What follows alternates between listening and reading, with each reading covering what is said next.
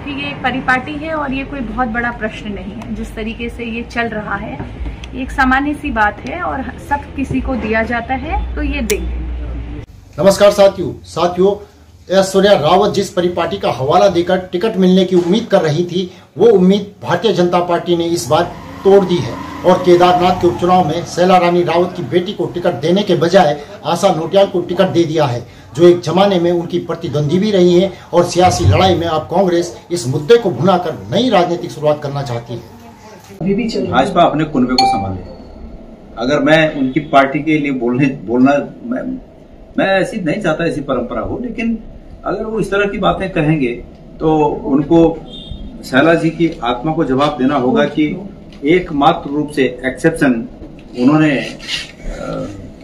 शैला जी की बेटी को क्यों किया। आज तक जितने भी दिवंगत विधायक यहाँ पर हुए, उनके परिवारजनों को बीजेपी ने टिकट दिया। ऐसा क्या था इनमें कि इनकी बेटी को टिकट नहीं दिया? तो झगड़ों की बात वो अपने झगड़ों को संभाले, हमारे झगड़ों की बात नहीं करते, ठीक है। वहीं शैला रानी रावत की बेटी को टिकट नहीं मिला और उस दिन के बाद वह सियासी तौर पर उतनी सक्रिय भी नहीं दिखाई दे रही हैं, न ही सोशल मीडिया पर वह सक्रिय दिख रही हैं। आशा नोटियाल के लिए यह कितनी बड़ी चुनौती बनने वाली है, यह तो आने वाला ही वक्त बताएगा। लेकिन कांग्रेस चाहती है कि इस मुद्दे के सहारे बीजेपी को घेरा जाए और ऐश्वर्या रावत के लिए जो सहानुभूति बीजेपी के उनके समर्थकों में है, उसका फायदा कांग्रेस को मिले। ये भाजपाई तो सबके साथ बेईमान की करते। इन्होंने शैला रानी जी का दोहन किया। यदि शैला जी नहीं जाती, मैंने तो शैला जी के कहने पर बहुत सारे काम करवाए, लेकिन उनको ये किसी तरह चलेगी।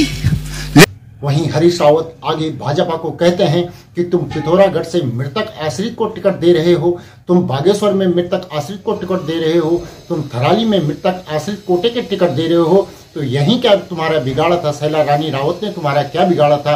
इसे हरीश रावत सबका अपमान बता रहे हैं।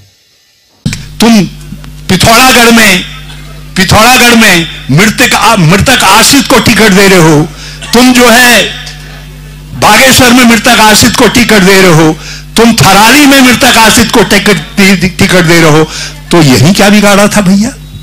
शैला ने क्या बिगाड़ा था तुम्हारा? बिगाड़ा तो हमारा था, लेकिन तुमने अपमानित किया। मुझे ताज्जुब है, मैं कहना चाहता हूं, जो कांग्रेस के लोग उनके साथ गए थे, ये अकेले उनका अपमान नहीं है, कांग्रेस के दोस्तों जो उधर चले गए थे, ये उनका भी अपमान है। ये लोगों का इस्तेमाल करते हैं।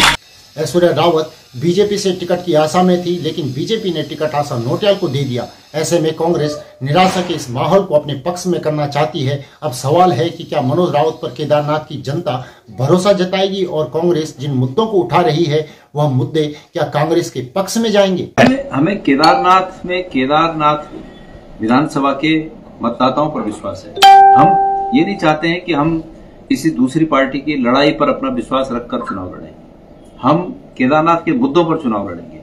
हम केदारनाथ के मतदाताओं, केदारनाथ के नागरिकों पर सरकार के द्वारा जो अच्छा बुरा जो भी इस दौरान सरकार ने काम किए वहां के नागरिकों के लिए, हम उसकी मेरिट पर चुनाव लड़ेंगे।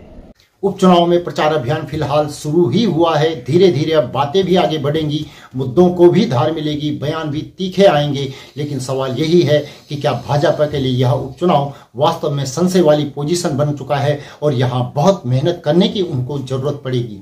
साथियों, आपसे आग्रह है कि हमारे चैनल को सब्सक्राइब जरूर कर लिए। साथ ही साथ अगली रिपोर्ट में आपसे पुनः जल्दी मुलाकात होगी। तब तक के लिए नमस्कार।